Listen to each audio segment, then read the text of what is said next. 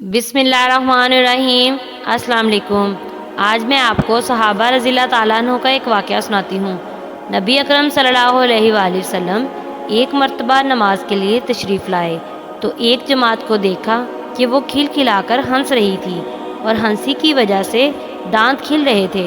हुज़ूर सल्लल्लाहु अलैहि वसल्लम ने इरशाद फरमाया कि अगर मौत को कसरत से याद किया करो तो जो हालत मैं देख रहा हूँ वो पैदा ना हो, लिहाजा मौत को कसरत से याद किया करो।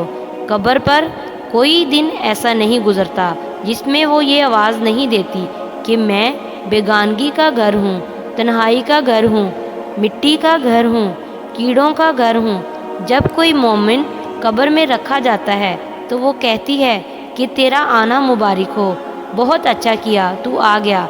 जितने आदमी ज़मीन पर चलते थे तू उनमें सब में से ज़्यादा मुझे पसंद था। आज जब तू मेरे पास आया तो मेरे बेहतरीन सलूक को देखेगा। इसके बाद वो कब्र जहाँ तक मुर्दे की नज़र पहुँच सकी वहाँ तक वसी हो जाती है और एक दरवाज़ा इसमें जन्नत का खुल जाता है जिससे वहाँ की हवा और खुशबुएँ उसको आती रहती हैं। और जब कोई बदकिरदार कब्र में रखा जाता है तो वो कहती है कि तेरा आना नामुबारक है, बुरा किया जो तू आया। ज़मीन पर जितने आदमी चलते थे उन सब में तुझ ही से मुझे ज़्यादा नफ़रत थी। आज जब तू मेरे हवाले हुआ है तो मेरे बर्ताव को भी देख लेगा। इसके बाद वो इस तरह इसको दबाती है कि पसलियाँ आपस में एक दूसरे में घुस जाती हैं और 70 अज़े इस पर ऐसे मुसल्लत हो जाते हैं कि अगर एक भी ज़मीन पर फूंका मारे तो इसके असर से ज़मीन पर घास तक बाकी ना रहे।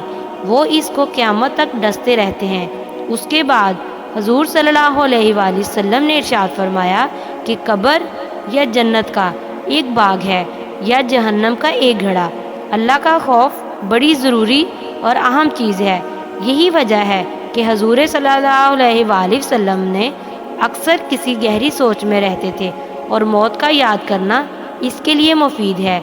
इसीलिए हुज़ूर सल्लल्लाहु अलैहि वसल्लम ने ये नुस्खा इरशाद फरमाया कि कभी मौत को याद करते रहना बहुत ही ज़रूरी और मुफीद है। जज़ाकल्लाह।